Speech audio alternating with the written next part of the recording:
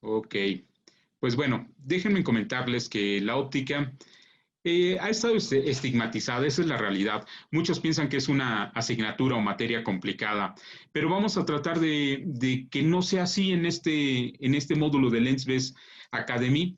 Vamos a darle un giro a lo que es la óptica y la optometría y la relación de sus conceptos. Vamos a hacer algo más agradable, algo que sea más entendible. Esa es la gran ventaja. En algún momento los vamos a poder ayudar con sus ejercicios.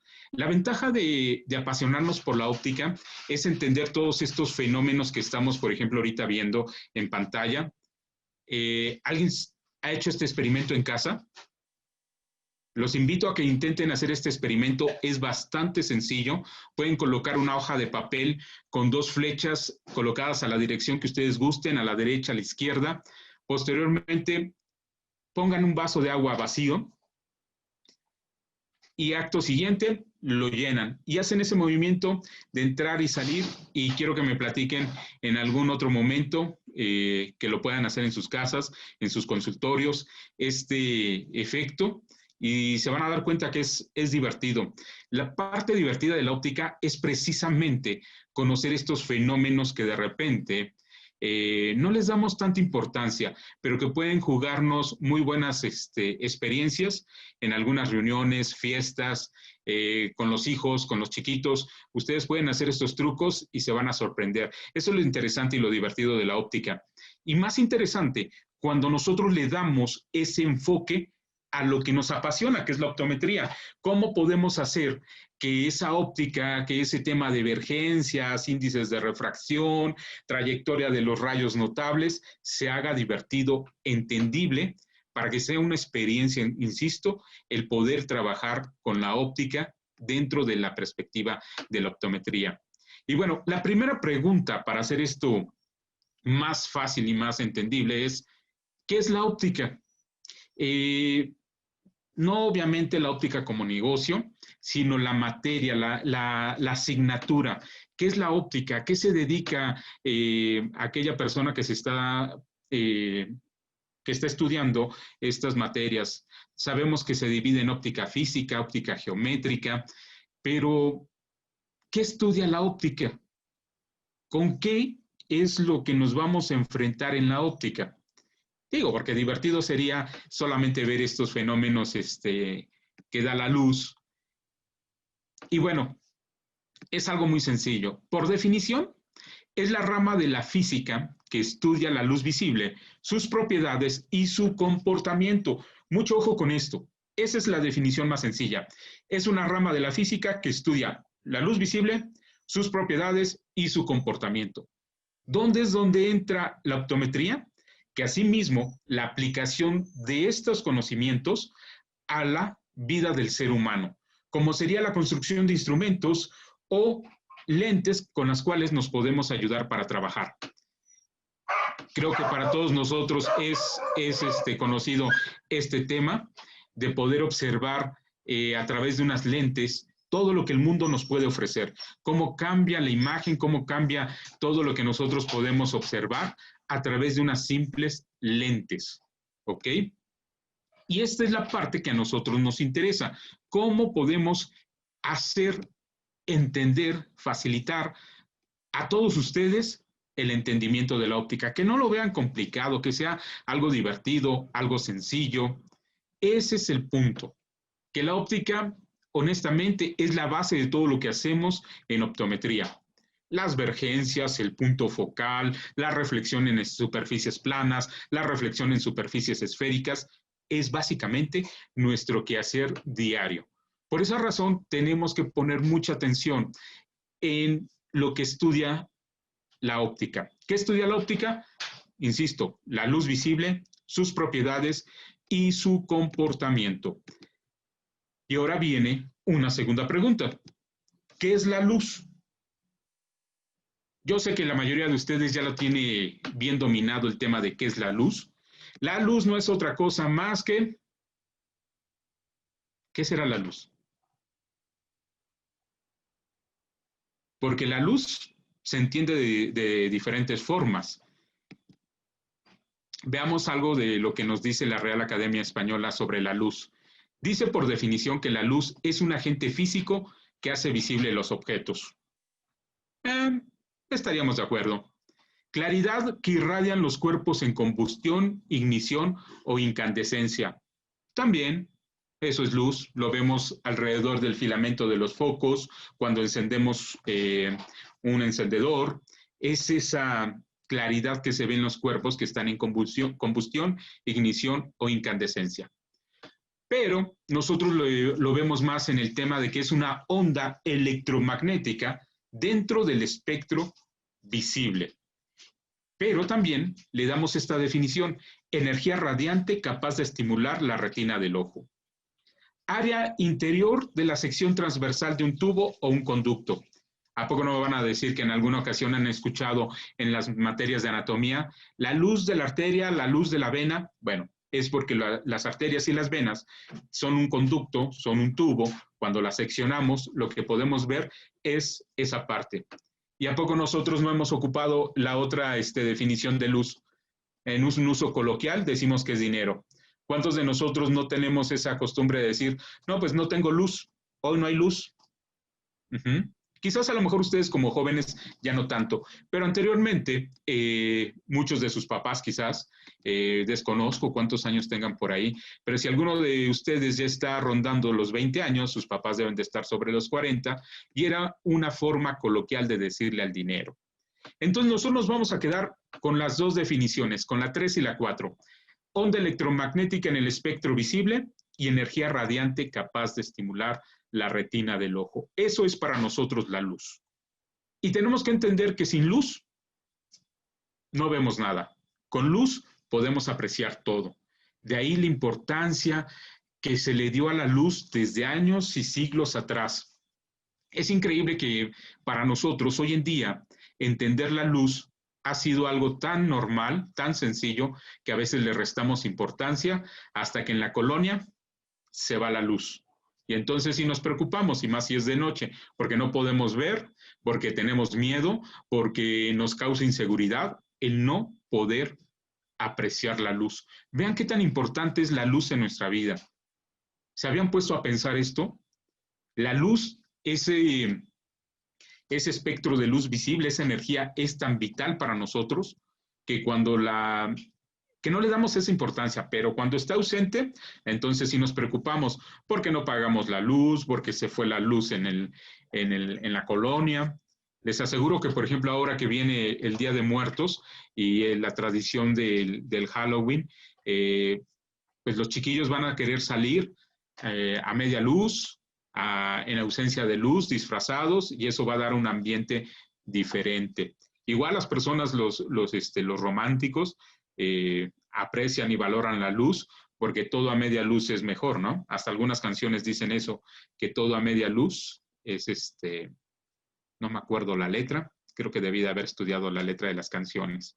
Pero bueno, la luz es lo que nos compete en esta área de la optometría, en la óptica, entender cómo funciona, cómo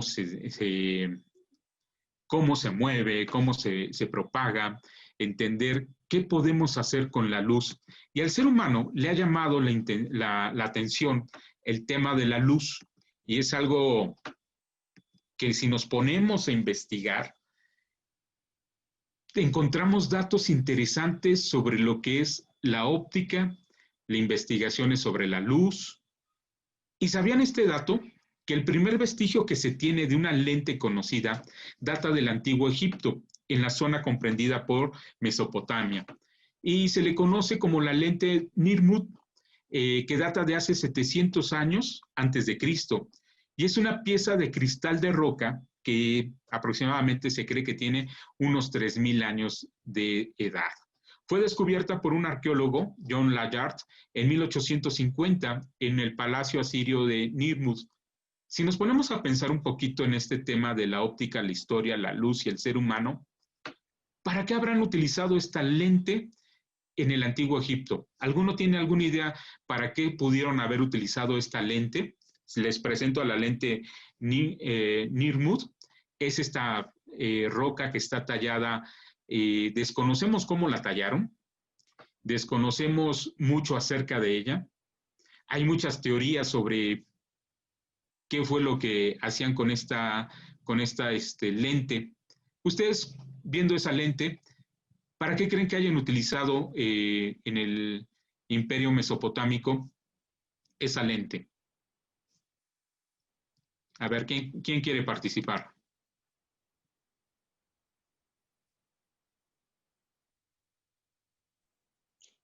Silencio mi micrófono para que usted...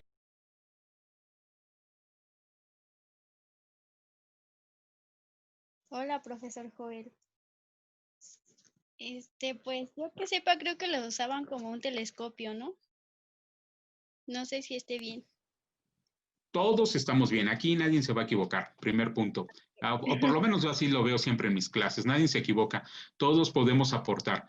Es una de las teorías que probablemente en conjunto con otras lentes de las mismas características funcionaba como telescopio.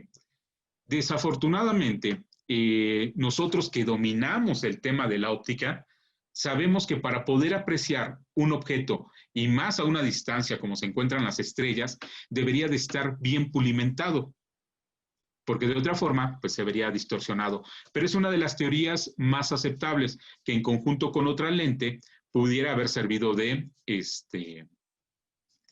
telescopio. ¿Alguna otra idea que tengan?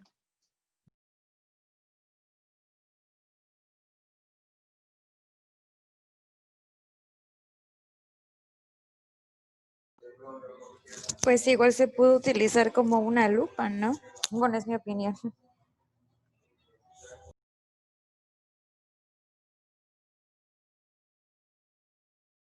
También quizás pudo haber sido un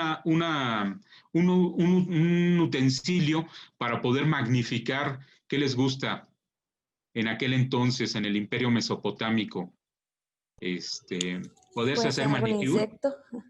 A lo Algún mejor insecto. también servía como un microscopio muy rudimentario para poder ver los insectos. Hay que recordar que en Mesopotamia, en especial los asirios, ya habían desarrollado la escritura.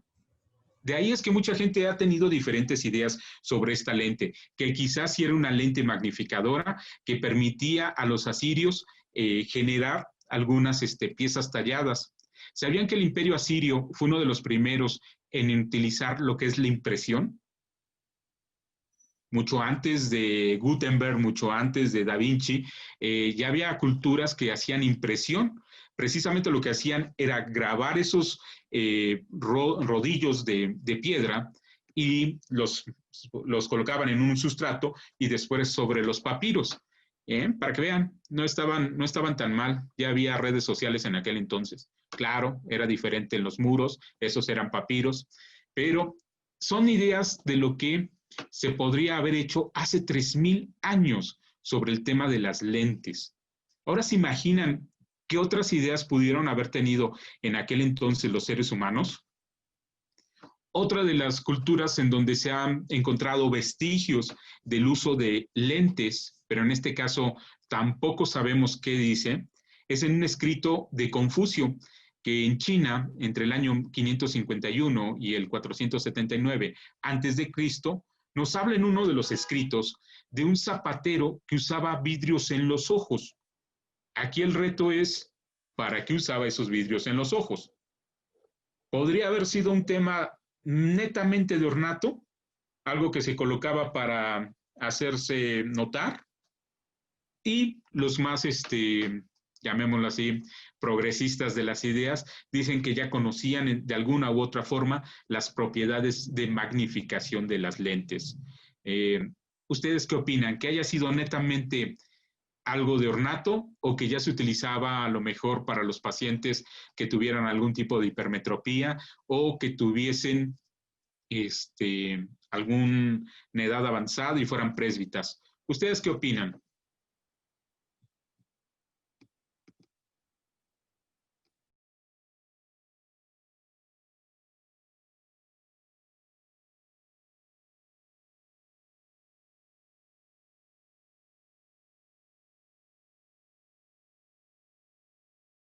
Pues sí, que igual y lo usaban para pacientes hipermétropes.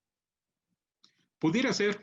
¿Se imaginan que en unos millones de años, unos 1000 años más adelante, alguien diga, cuenta la leyenda que los seres humanos de los años 2020, en los 2000, usaban unos lentes pequeñitos que tenían que hidratar y colocarse dentro de los párpados para que fuera una prolongación del sistema óptico del ojo? Y que alguien dijera, pudiera ser, ¿no?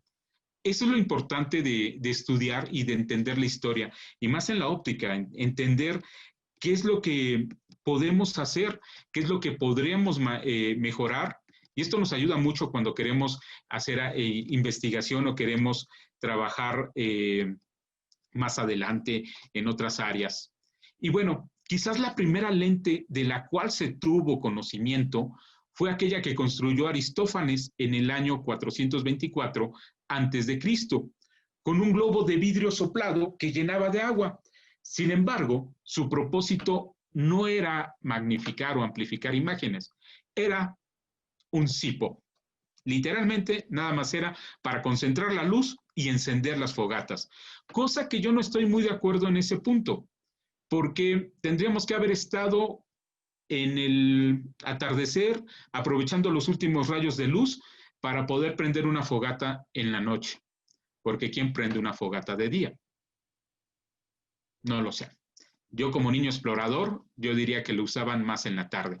Pero es una de las ideas que se tiene de las primeras lentes. Y este es un dato muy interesante. Les comparto algo muy curioso.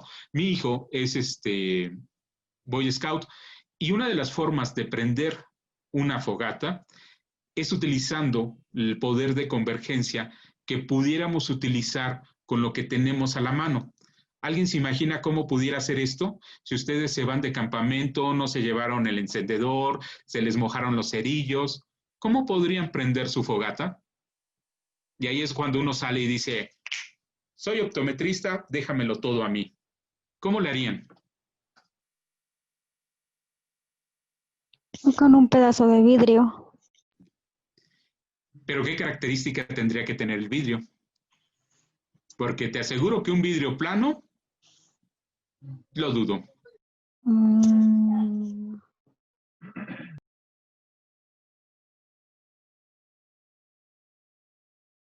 Exactamente, Sergio. Tendría que ser una lente convergente para que tenga una especie de lupa. Pero ¿cómo construimos una lupa si no nos las llevamos?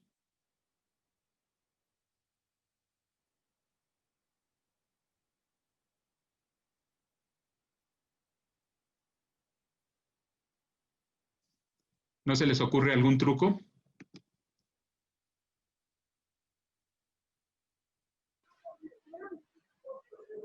Con una bolsa de agua. Con una bolsa de agua, bueno, la bolsa de plástico, de preferencia transparente, vertimos agua y ¡tarán! Tenemos nuestra lente convergente, nuestra lupa casera. Sabemos que no va a generar una imagen nítida, pero sí va a poder concentrar los rayos del sol. La otra, con algún tipo de recipiente, tan fácil como una botella de PET transparente, la botella que nos llevamos del agua, nuestro cilindro del agua transparente, con eso podemos encender una fogata. Para que vean que lo divertido que nos ofrece la óptica y lo que podemos hacer cuando entendemos la utilidad de la óptica en nuestra vida diaria. Pero bueno, aquí les viene otro reto interesante de la historia. Cuenta la leyenda que Arquímedes, según los escritos, defendió su ciudad natal, Siracusa, empleando unos espejos llamados ustorios, que son espejos cóncavos de gran tamaño para concentrar los rayos de sol en los barcos enemigos y poder quemar la nave de los romanos. ¿Qué opinan? ¿Cierto o falso? ¿O vamos desmitificando la historia?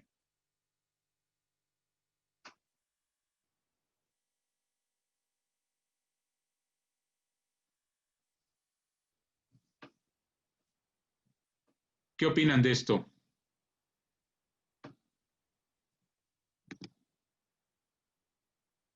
Alberto Villanueva nos dice que es falso. Ok. Alberto, me estás cayendo bien. Nayeli dice que es cierto. Ya empezamos lo bonito de estas academias, que es el bonito y el buen debate.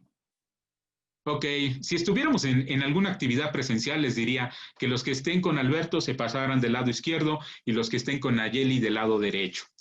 Pero bueno, resulta ser que nuestro buen amigo Arquímedes se dedicó a estudiar el efecto de los espejos cóncavos. Y yo siempre he tenido curiosidad de cómo pudieron haber utilizado estos espejos para poder atacar un barco en alta mar o desde la playa o desde un despeñadero, cómo poder atacar un barco. Y bueno, me encontré con algunas imágenes que, como la que estamos viendo ahorita en pantalla, en donde los rayos del sol eran concentrados a través de estos espejos parabólicos y enfocados a las naves. ¿Qué opinan de esta recreación o de esta pintura? ¿Será cierto? ¿Exageró el artista?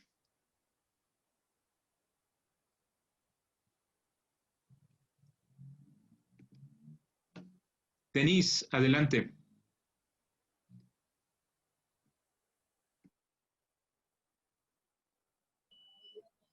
Pues puede ser cierto. Bueno, esa es mi opinión.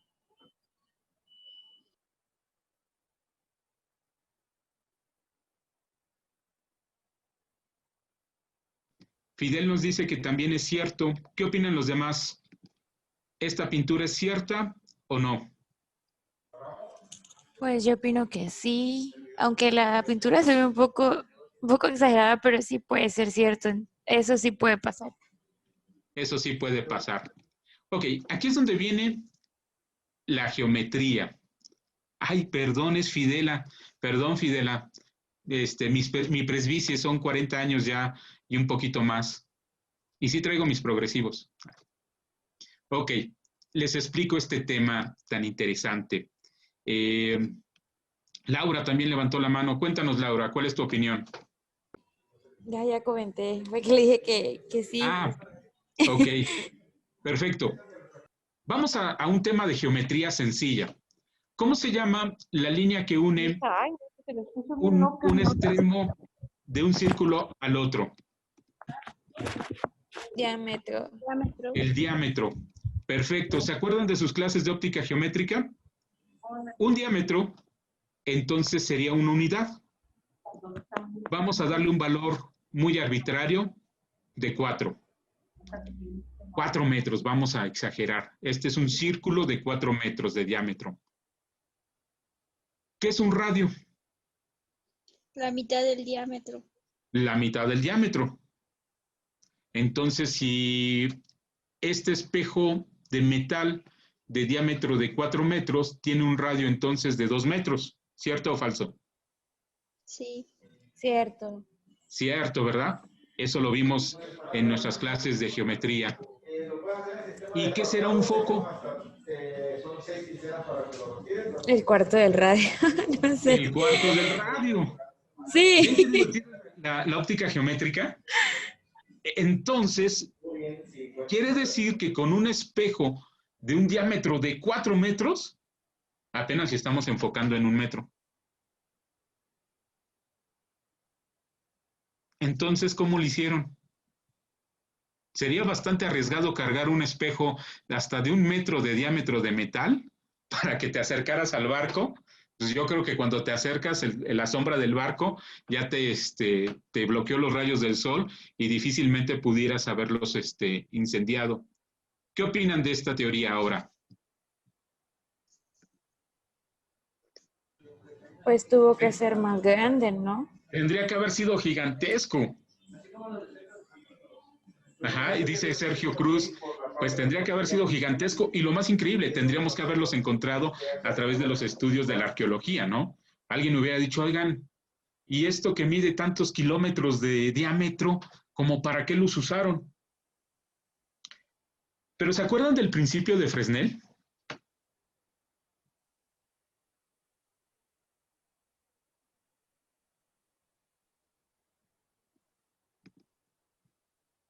¿Sí se acuerdan o no se acuerdan? Exacto, Reina. Que fuera más de un espejo, a lo mejor de menos diámetro, pero que en conjunto con diferentes espejos de metal formaran el diámetro que se buscaba para poder concentrar la luz. Entonces, pues como todo en esta vida, todavía tenemos mucho por estudiar. Pero vean qué divertido fue entender si funcionaron o no funcionaron los famosos sustorios. Y lo más increíble, ¿se imaginan todo lo que estuvo pensando Arquímedes para diseñar estas armas? Qué divertido. Por lo menos yo por eso le encontré la parte divertida y apasionante de la óptica geométrica con este tipo de conceptos. Pues muy bien, sigamos revisando un poquito de la historia y me da mucho gusto que tengan bien claros esos conceptos de lo que es óptica geométrica. Y bueno, dicen que en Grecia había dos escuelas, algo así como el Poli y la UNAM, como Querétaro y Guadalajara, como Aguascalientes y CDI, no sé, así como esas escuelas, como LETAC y Sinaloa. Y había dos escuelas, unas eran los que le iban a Pitágoras y otros los que le iban a Platón. Y tenían una controversia bastante seria sobre cómo funcionan o cómo se da la luz. Denise, ¿quieres aportar algo?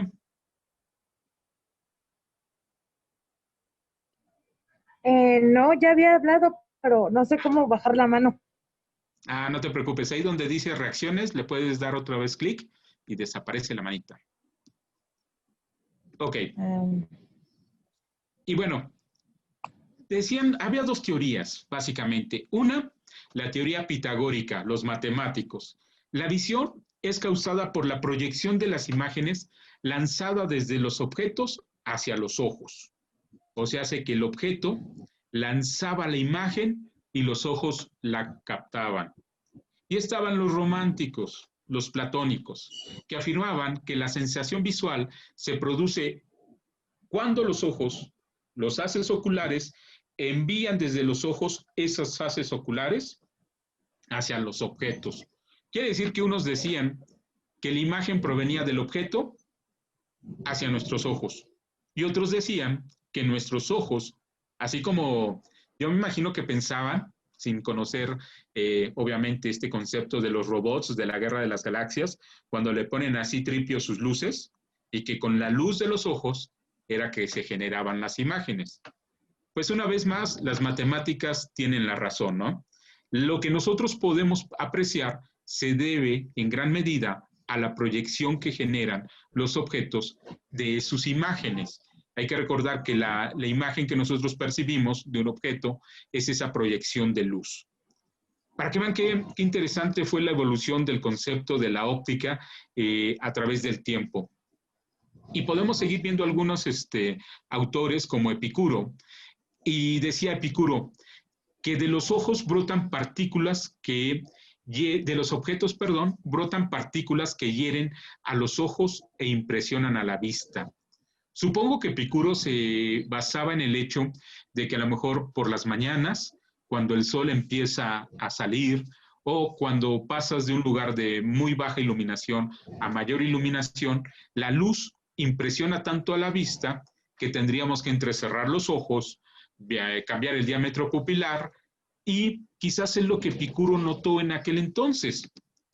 Otro de los escritores es Lucio Séneca, que fue el primero en mencionar la capacidad amplificadora de las lentes convergentes. Y vean, apenas estamos en el año 3 al 65 después de Cristo. Y bueno, él simplemente lo que hizo es observar esa imagen que se formaba por el vidrio soplado, llenándolo de agua. Y lo más increíble, que él se dio cuenta de algo que hoy también nosotros conocemos muy bien, que es la aberración cromática que nos generan las lentes convergentes. Creo que a todos nos ha pasado cuando le colocamos a nuestro paciente hipermétrope S+5, S+6, S+10, que lo primero que nos dice que las cosas se ven con un halo de color, ¿ok? Y pues también se adelantó un poquito a los conceptos que posteriormente Newton conoció o vio a través de el prisma. ¿Ven qué sencillo? Porque creo que todas estas personas no contaban con un laboratorio de óptica geométrica u óptica física como los que nosotros podemos tener en las escuelas o como los que nosotros les vamos a presentar aquí en Lesbes Academy. Y bueno, siguiendo rápidamente con algo de la historia de la óptica. ¿Habían escuchado hablar de Claudio Ptolomeo? Otra persona que escribió un libro, uno de los primeros libros, el libro de Quinto de Óptica. Este libro habla principalmente de un aparato que servía para medir con exactitud los ángulos de incidencia y de refracción e intentó obtener la relación entre el ángulo de incidencia y refracción. ¿A qué le suena esto? ¿Como a la primera ley de la reflexión y a la primera ley de la refracción? ¿Sí se acuerdan cuál es esta primera ley? Que comparten hasta cierto punto la reflexión y la refracción.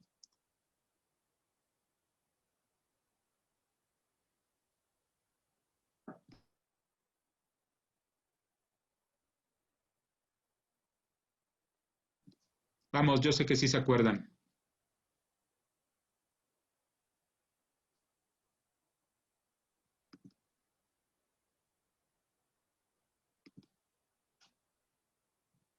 ¿Cuál fue su pregunta específica? Si se acuerdan de la primera ley de la reflexión y la primera ley de la refracción. Son muy parecidas.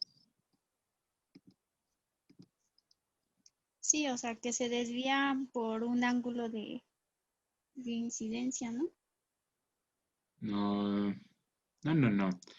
La que nos menciona Sergio en el chat, esa es la segunda.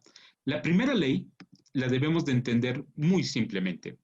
El ángulo de incidencia, la normal y el ángulo reflejado se encuentran en el mismo plano.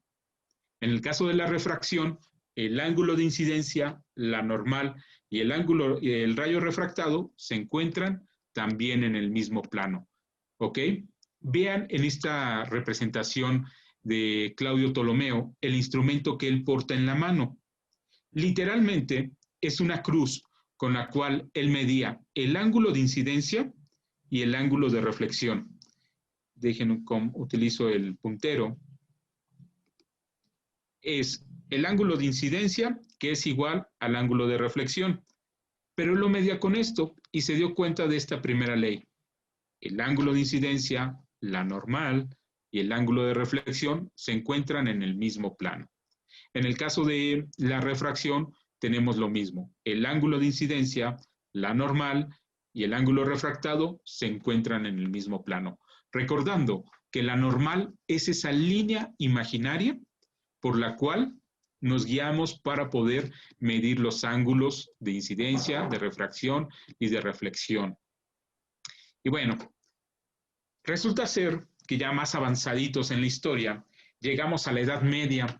Esa Edad Media que, si todos recordamos nuestras clases de historia, tuvo diferentes concepciones.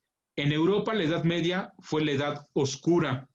Hay que recordar que en aquel entonces empezaban los temas de los feudos, los reyes, los castillos, y en aquel entonces pues tampoco había medicina. De hecho, quien practicaba la medicina o algún tipo de este tipo de cosas llegaba a considerarse que era alguna especie de hechicero, de brujo. De hecho, de ahí surgen esas ideas. En América Latina, en todo lo que es América, pues todavía no nos conocían los vecinos, pero también teníamos ya desarrolladas ciertas áreas de la medicina. Sin embargo, en Oriente Medio, los musulmanes estaban avanzando con otras ideas. La creación de las madrazas, lugares donde se estudiaba las ciencias, se fue desarrollando la medicina y dentro de esas también se desarrolló lo que hoy conocemos o podríamos llamar esa optometría muy, muy, muy, muy temprana. Y el representante más importante fue el físico iraquí Al-Haytham, que aquí en Occidente se le conoció como Al-Hassem y es considerado el padre de la óptica moderna. Sus aportes al sistema óptico, a los métodos científicos, fueron enormes. Hizo aportaciones muy importantes en el tema de los lentes, de los espejos, la relación que hay entre las sombras, los eclipses, la naturaleza de la luz, las leyes de la refracción, que plasmó en un libro que se llama Opticae. Este libro, ¿se imaginan poder tener ese libro en sus manos? Todo lo que habrá escrito Al-Hassem sobre la óptica, qué habrá descubierto, qué habrá visto, cómo lo habrá desarrollado. Y bueno, sí hay todavía algunas fotografías por ahí en internet de su libro Opticae. Es interesante, no lo podemos leer porque desafortunadamente está como estas imágenes, pero es interesante ver los dibujos y ver la concepción que él tenía del globo ocular, del sistema óptico del ojo, cómo lo comprendieron, cómo lo desarrollaron, al grado que junto con otros autores fueron desarrollando lo que hoy podríamos llamar los temas de optometría y hasta de oftalmología de manera muy temprana. Hacia el siglo XII y XIII vivió otra persona muy importante, Al-Gafeki. Al-Gafeki, su nombre correcto o real era Mohamed ibn Qasim ibn al-Salan, fue un médico de gran experiencia y fue el autor de una obra que se llama La Guía del Oculista. Este señor es muy conocido en España. Hay que recordar que España sufrió la invasión del imperio turco, del imperio musulmán, y de ahí que muchos apellidos en España tengan esa connotación musulmana. Y resulta ser que en Andalucía, este señor, Al-Gafeki, es muy reconocido. ¿Saben qué es lo que desarrolló él principalmente en esta guía del oculista? ¿Alguien se imagina? Viendo estos dibujitos en el libro que escribió sobre la guía del oculista, ¿se imaginan qué fue lo que él desarrolló? ¿Qué se imaginan que hacía con estos instrumentos?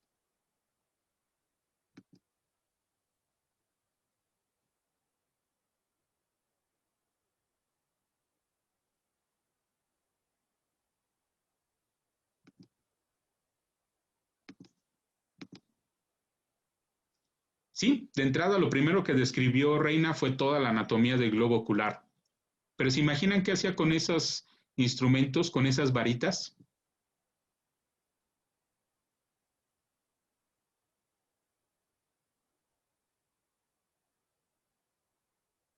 Qué bueno que no les vamos a hacer examen. Si no, ya imagino todos estarían así. Sí, cirugías. ¿Le colocaban lentes? No. Al contrario, le quitaban lentes.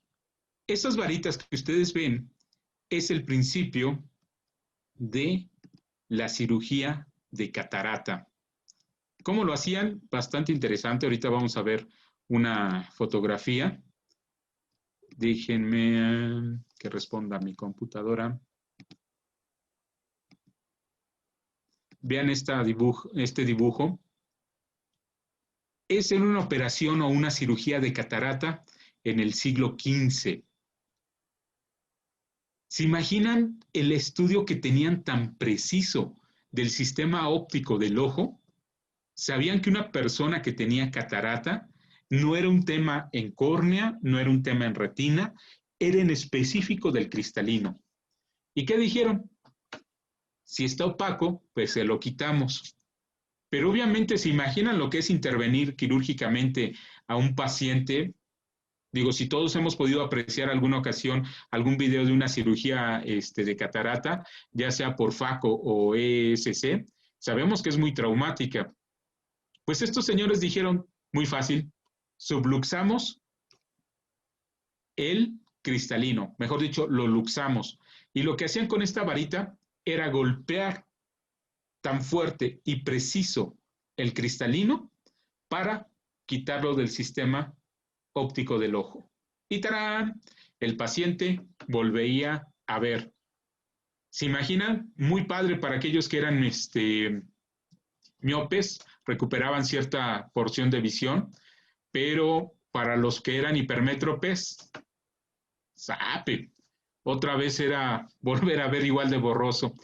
Pero sin embargo, ellos ya conocían estas técnicas. Si quieren ver una representación de esta cirugía, les recomiendo que en alguna de las plataformas de streaming de películas, antes estaba en Netflix, pero hace unas semanas que dejé esta tarea en Jalisco, me dijeron que ya no estaba en Netflix, pero creo que está todavía en Amazon Prime.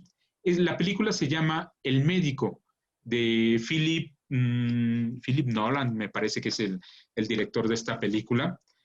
Y en esta película hablan un poco de lo que fue la evolución de la medicina en esa época de la Edad Media, como en Europa era total oscurantismo, mientras que en Oriente Medio las cirugías, el estudio de la medicina, del cuerpo humano, estaba evolucionando de otra forma.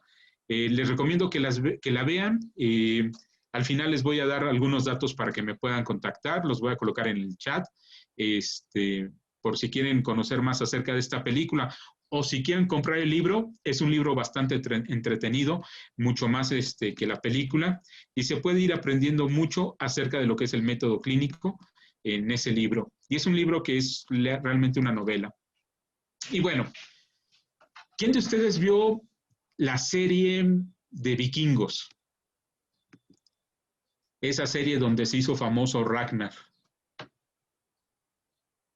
No me digan que no la vieron.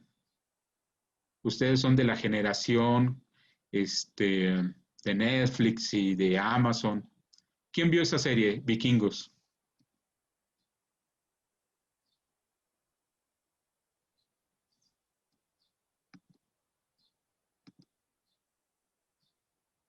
El nombre del libro es El Médico, así.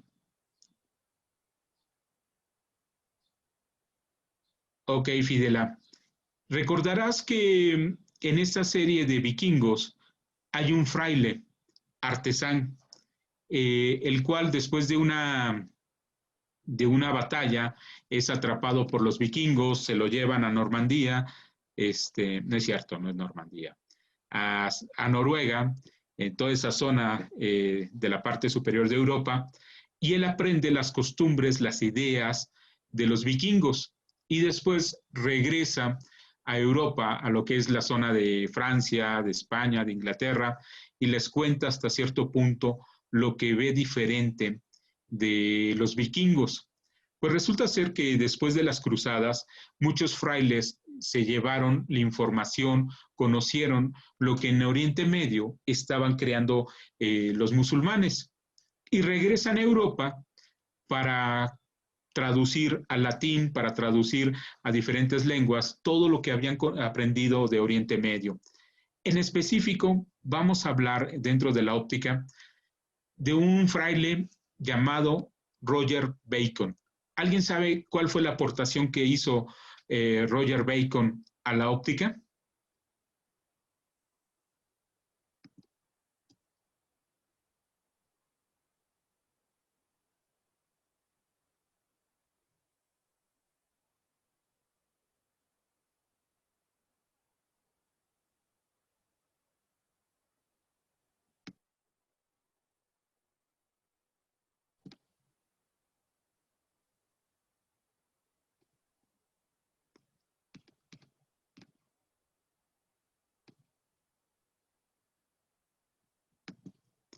¿Alguien que se acuerde, que haya visto?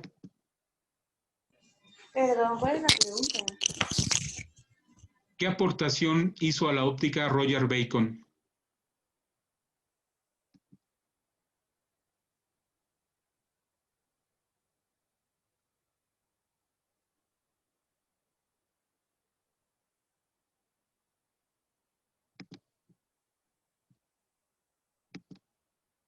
Pues bueno, Roger Bacon fue un fraile franciscano inglés que estudió a fondo la obra de todos los árabes y después de estudiar el globo de Aristófanes, tuvieron que pasar cerca de 1500 años para que entonces Robert Bacon tallara los primeros lentes en forma de lenteja.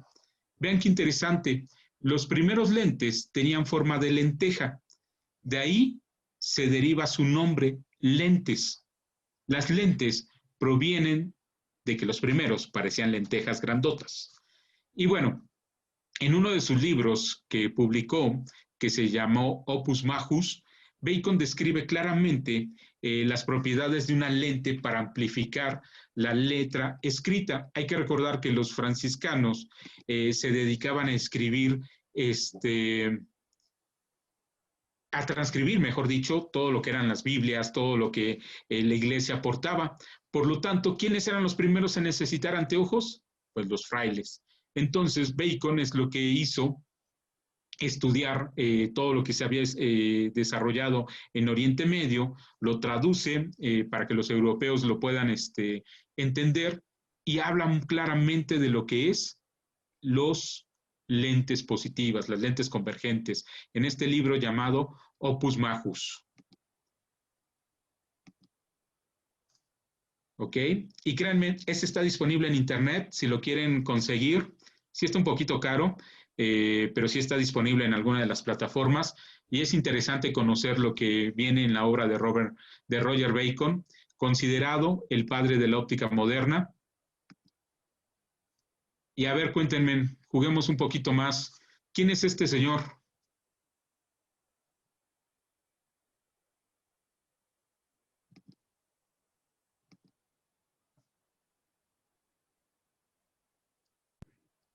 Galileo Galilei. Galileo Galilei. ¿Y por qué se hizo famoso Galileo Galilei? Es su telescopio. Por el telescopio que le pirateó a un holandés. ¿Sí sabían esa historia? No, no la sabía.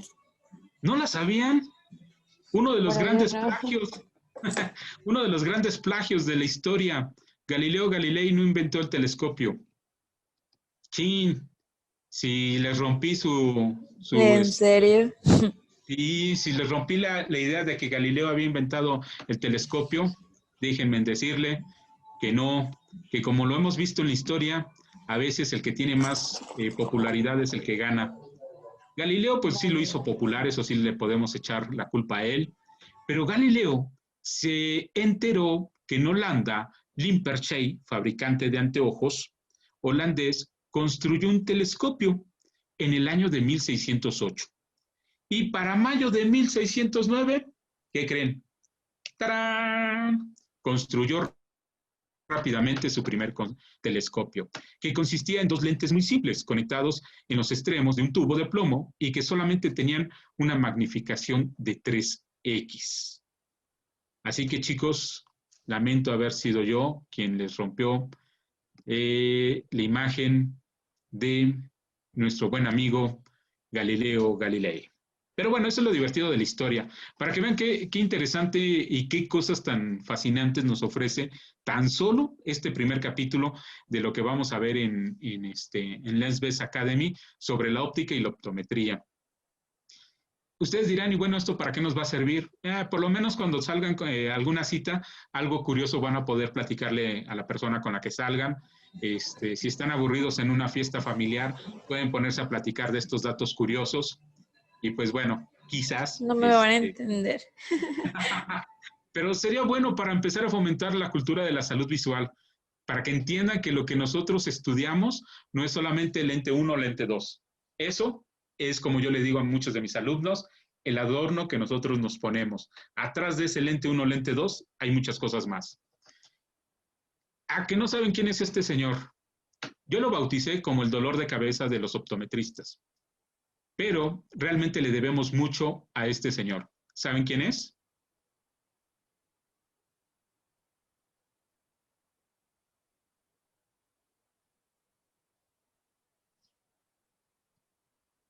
A ver, vean la fotografía, hagan un poquito de observación. ¿Hernán Cortés?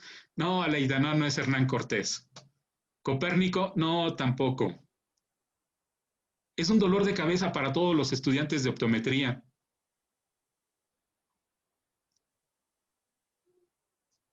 Y también le debemos muchísimo, ya que con él, con lo que él aportó a la óptica, logramos hacer todo lo que hoy hacemos. La retinoscopía, gracias señor. Cambiar queratometrías a radios de curvatura, y viceversa. Gracias, señor. Todo a la aportación que hizo este señor.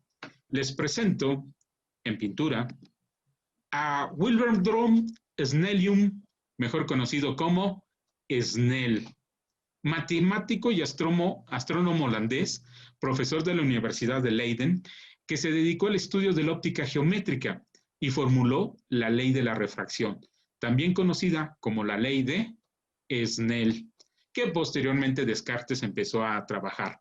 Y bueno, ¿quién hoy en día me podría negar que con la ley de Snell construimos lentes, adaptamos lentes de contacto, se desarrolló el lensómetro, se desarrolló el queratómetro, el biomicroscopio? Todo se basa en la ley de Snell. ¿Qué opinan de este punto? ¿De acuerdo? Totalmente de acuerdo, más o menos de acuerdo, nada de acuerdo, más o menos de acuerdo. ¿Qué dicen? Totalmente. Totalmente, ¿no? Todo lo que hacemos en optometría se lo debemos al señor Snell. Nada que ver con el otro señor, que fue el que desarrolló los optotipos. Este nada más desarrolló la parte de la fórmula de Snell. Esa fórmula que la hemos reducido a D es igual a 1 sobre F y su despeje que es F igual a 1 sobre D.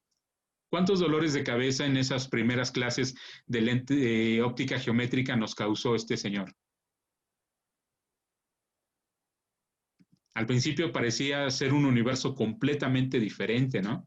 Pero ya que uno le agarra el gusto y el placer, ¿qué sucede? Yo les platico a mis alumnos de la licenciatura, tanto en Querétaro como en Guadalajara, que tuve la oportunidad de tener dos muy buenos maestros en el área de óptica. La profesora Conchita Vargas, egresada del Politécnico, y en paz descanse Bernardo Leñero, también egresado del Politécnico. Fueron mis profesores de óptica y la verdad, la manera en la que ellos manejaban estas fórmulas y estos ejercicios nos dejó una muy buena enseñanza. Y es lo que queremos transmitirles, por lo menos, en esta parte, recordar esos ejercicios de vergencia de salida, vergencia de entrada, vergencia de entrada, vergencia de salida, considerar los índices de refracción, radios de curvatura, para que nosotros lo podamos ejemplificar con nuestros pacientes. Y en verdad los pacientes muchas veces agradecen que nosotros les demos una explicación un poco más clara, ojo, clara, no rebuscada, constante, seria, con muy buenas bases de lo que nosotros hacemos. Eso es lo que nos va a permitir tener un lugar en la sociedad mexicana, que sepan que el optometrista es algo más allá que la venta de unos anteojos. Y bueno, las teorías propuestas para explicar la naturaleza de la luz han cambiado a lo largo de la historia, a medida que se van descubriendo nuevas evidencias que permiten interpretar el comportamiento.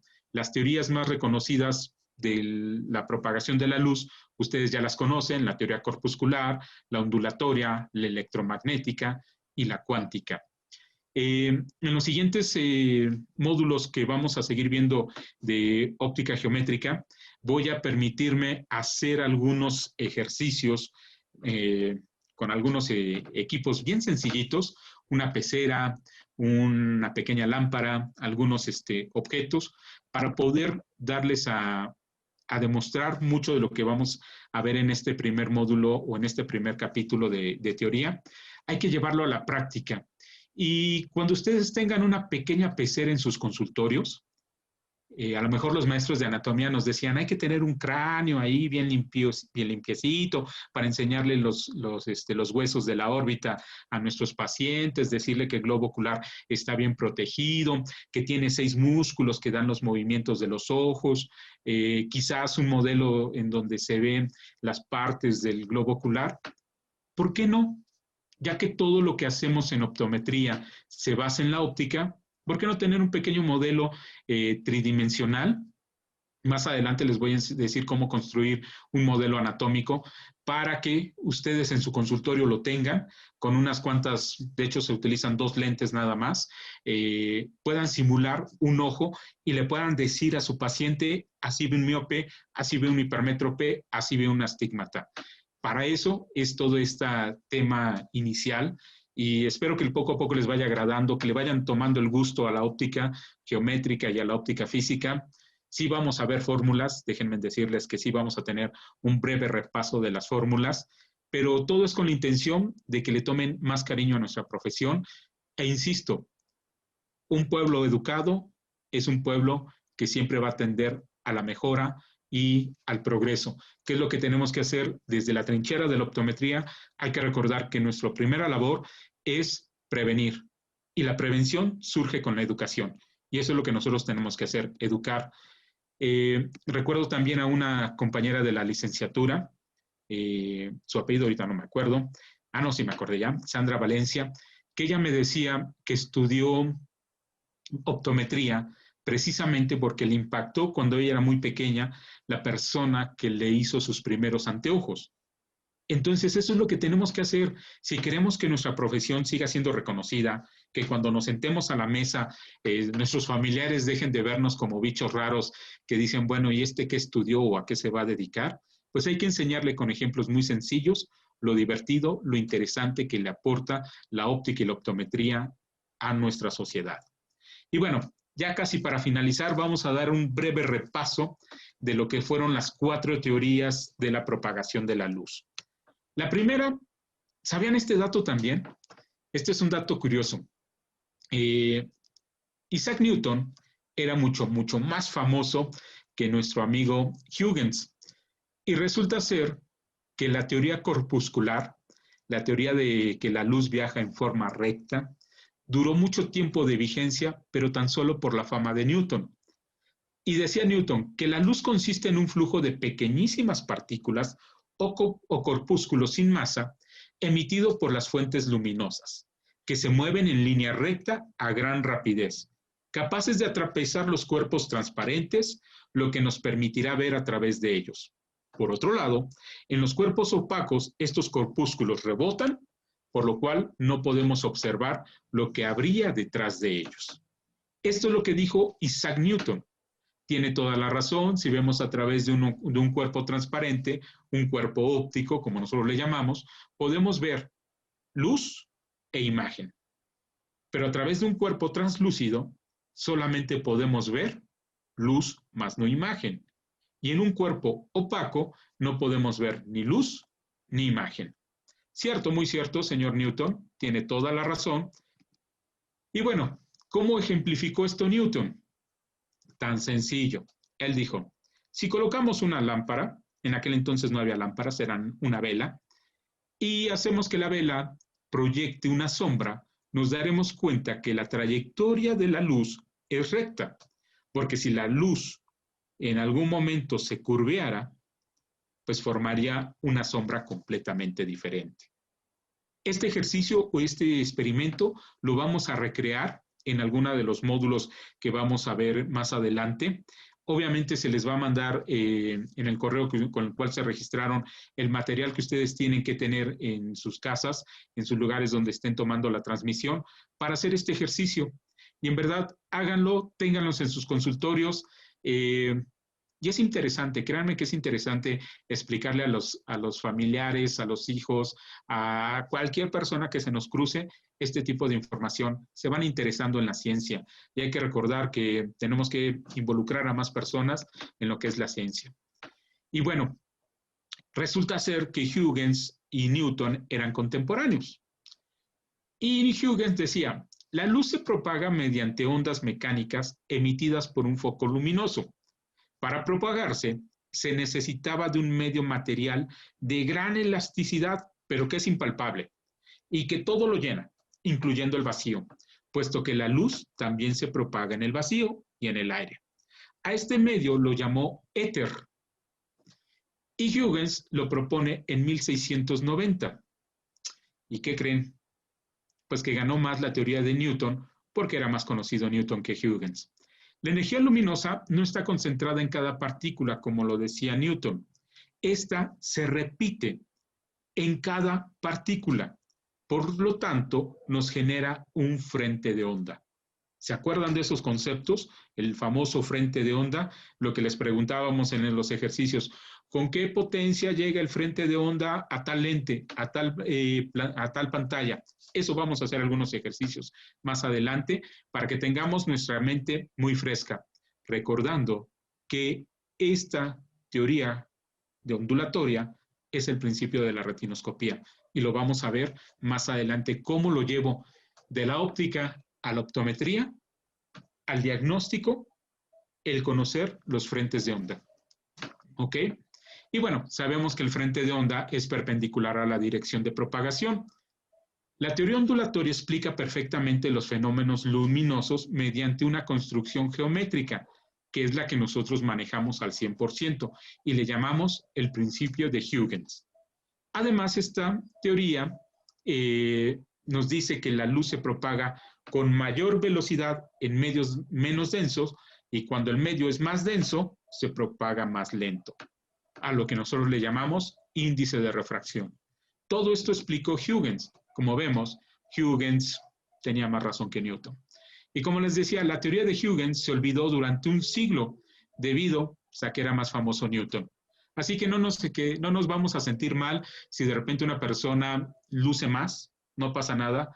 La historia nos dará la razón. Quizás todos nosotros somos un Huygens y fuimos opacados en la escuela por un Newton. No se preocupen, la historia les va a dar su lugar. Y espero que así sea. Espero que todos ustedes lleguen a ser buenos licenciados en optometría y puedan estar plasmando cosas y conocimientos nuevos más adelante.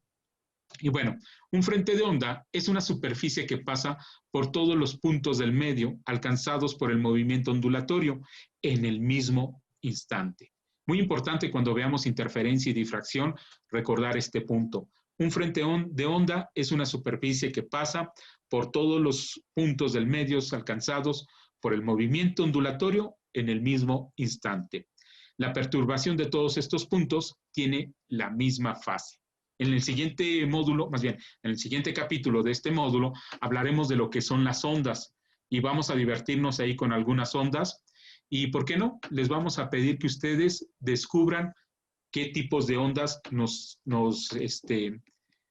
envuelven o nos encontramos día a día en nuestra vida diaria, para que veamos todo este tema de las ondas, de la teoría ondulatoria y sepamos identificar cuán importante es lo que aportó Huygens a la óptica geométrica, a la óptica física en todos nuestros días, en todos los días de nuestra vida. Aquí vemos estas representaciones gráficas de lo que son los frentes de onda. Hay que recordar que hay frentes planos y frentes de onda curvos, los cuales vamos a medir, vamos a darles un poder, vamos a darles una dirección. La tercera teoría, hay que recordar que fue la que propuso ya James Clerk Maxwell y explicaba que los fenómenos eléctricos están relacionados con los fenómenos magnéticos. Señala que cada variación en el campo electromagnético origina un cambio en la proximidad del campo magnético e inversamente. Vamos a traer un rayo láser. Bueno, no aquí, porque aquí estamos en la casa en el Estado de México, pero algunas de las transmisiones las voy a hacer desde la Facultad de Medicina de Querétaro, donde tenemos un laboratorio de óptica física y óptica geométrica. Y lo que vamos a hacer va a ser proyectar un rayo láser, lo vamos a colocar en un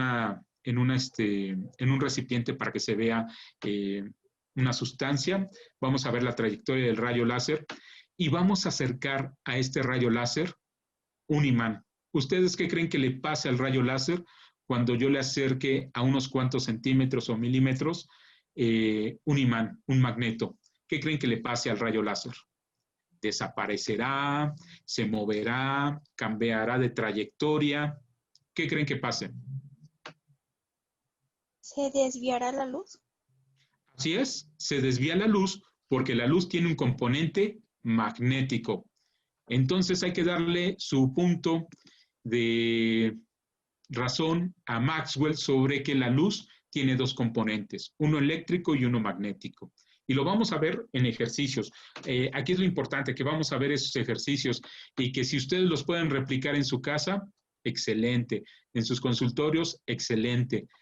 Para mí es más que maravilloso ver que algunas personas se interesen en el tema de la óptica y de la geometría, de la física, y aterrizarlo en lo que hacemos en la optometría. Por lo tanto, la luz es una onda electromagnética transversal que se propaga de manera perpendicular entre sí. Claro que también lo podemos hacer más sencillo, sin un rayo láser y sin un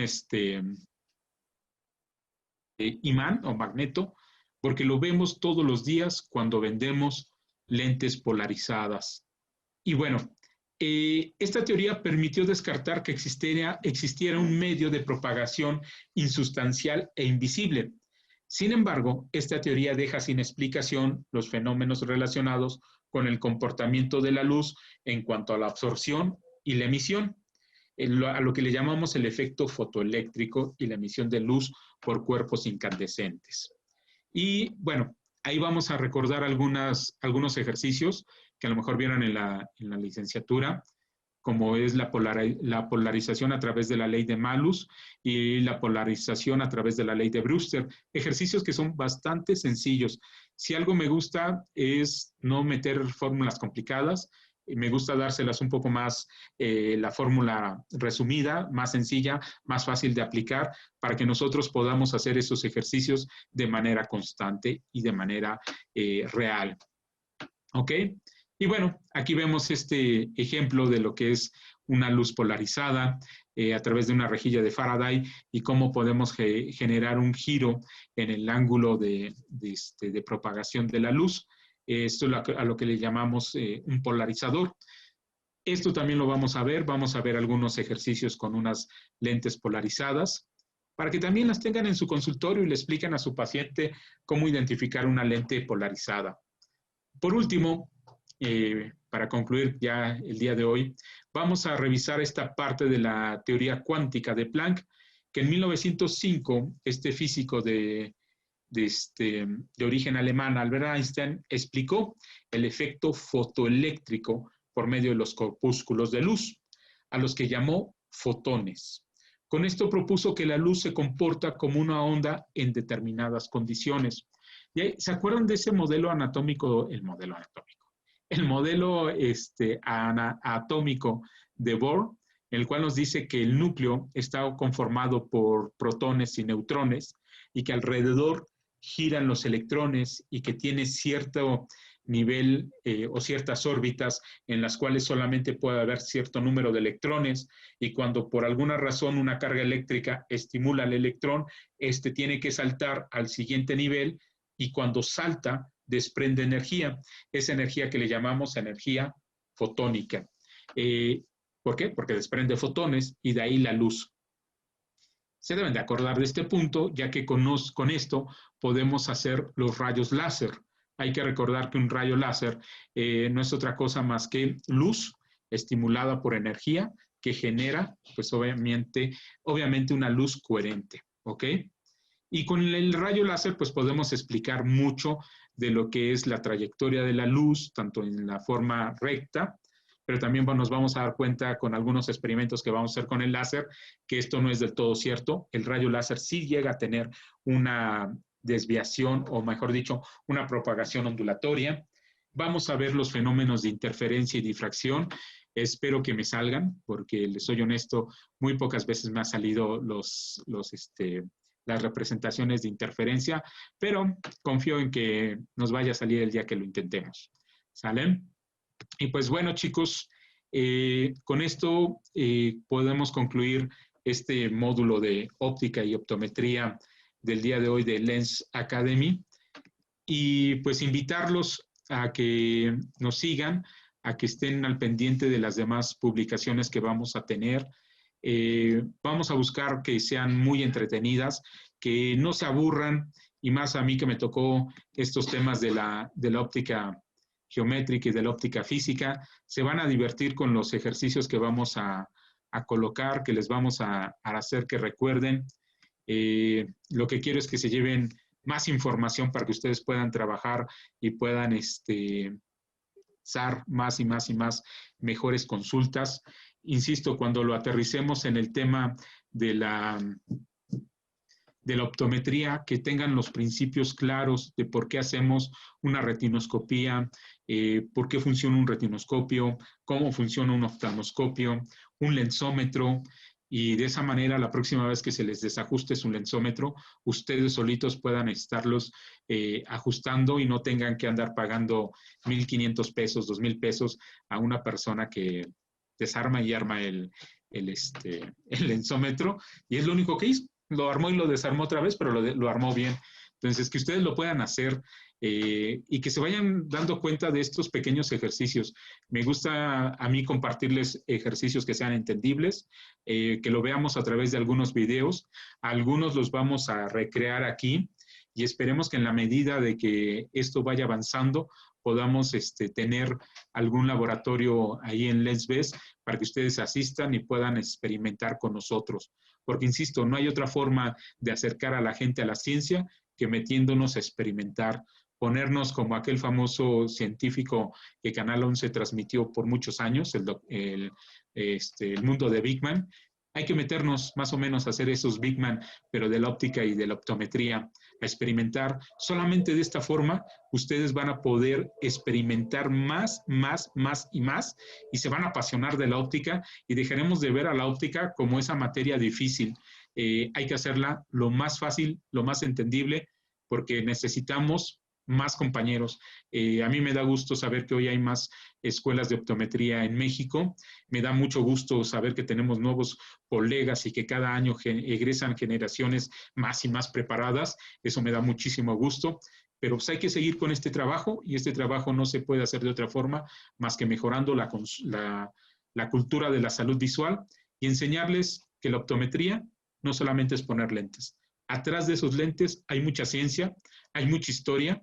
Ahora ya les pueden decir a aquellas personas que osen hablar mal de la optometría, decirle que todo esto viene desde los asirios, que no sabemos para qué usaban esa lente, y más adelante todo lo que vamos a ir viendo. Insisto, quiero que esto sea un módulo divertido, nada formal, por eso hoy mi corbata tengo. Bueno, realmente nunca uso corbata, pero vengo con pantalón de mezclilla porque me monté en este papel de que hagamos la óptica divertida, ¿sale? Me dio mucho gusto que estuvieran participando. Por ahí no pude saludar en ese momento a la profesora Gabriela Garrido, que nos está escuchando o escribiendo desde Morelia, Michoacán. Un gustazo. Tuve la oportunidad de trabajar con Gaby hace algunos años en una cadena de ópticas y pues aquí estamos ahora desde la parte de la docencia. Y pues bueno, chicos, ¿alguna duda? ¿Algo que quieran aportar? Con toda confianza estoy para escucharlos. Silencio mi micrófono para poderlos escuchar.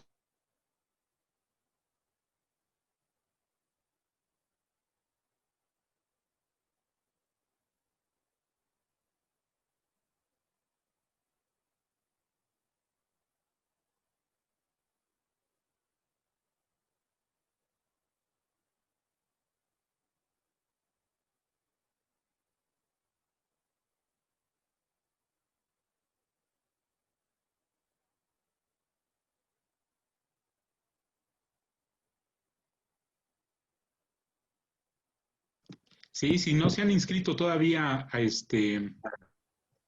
a todos los módulos, los invito a que se inscriban. Créanme que no se van a llevar ninguna decepción. Todos los tutores que estamos comprometidos con este proyecto, estamos aportando un sinfín de ideas. Tenemos al profesor Leonel, que impartió el módulo de anatomía. Viene posteriormente el profesor Neri, la profesora Donají.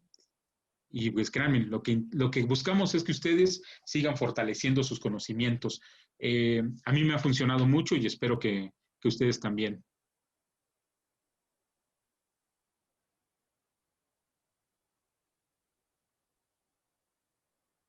Muchas gracias por sus comentarios que están escribiendo en el chat.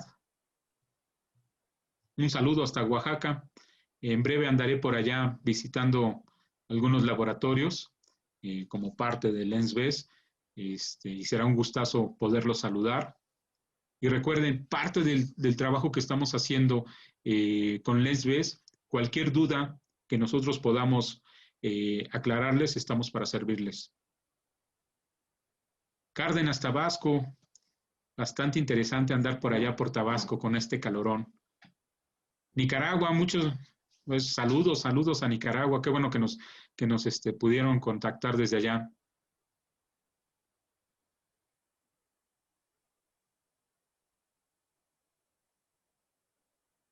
Claro que sí, ahí vamos a estar manejando algunas agendas para que la gente sepa cuándo vamos a estar en algunos laboratorios y con toda confianza pueden abordarnos y preguntarnos. Todo va a depender de cómo vayamos respetando las reglas de la sana distancia, de cuidarnos. Hay que recordar que somos profesionales de la salud y tenemos que educar con el ejemplo. Nosotros somos los primeros que tenemos que respetar la sana distancia, el uso del cubrebocas, enseñar el lavado adecuado de manos y, ¿por qué no?, explicarles a cada uno de nuestros pacientes la importancia que es cuidar y preservar la salud. Ese es nuestro trabajo. Hay que recordar que nuestro primer mandamiento es la prevención y la prevención de la salud. Mérida, saludos a todos los que están en la hermosa ciudad de Mérida.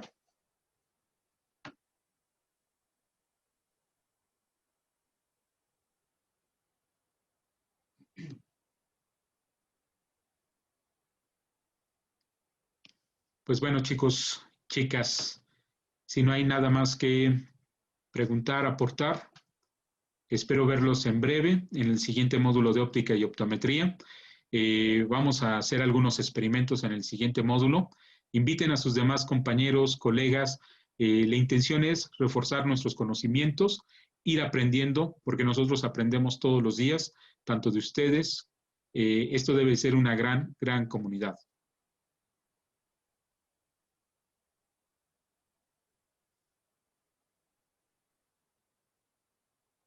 Y también a todos los que se registraron, la presentación yo creo que se la vamos a compartir vía Drive o alguna situación de estas, o por Dropbox, porque sí está un poquito pesada, fueron muchas fotografías y de repente eso hace pesado. Si se los podemos mandar por correo electrónico, veremos la manera de hacérselos llegar.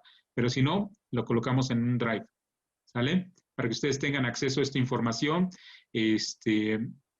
y vean de dónde obtuve la información. Todo está en Internet, pero hay que saber buscar en Internet.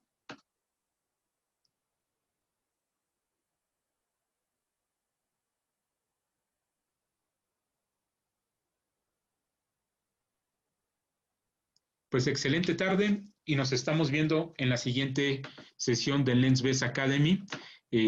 Recordarles, voy a estar en el módulo de óptica y de clínica optométrica. Sí, se los vamos a mandar todas las ponencias para que ustedes las estén revisando y todas las ideas que surjan, adelante, llévenlas a cabo.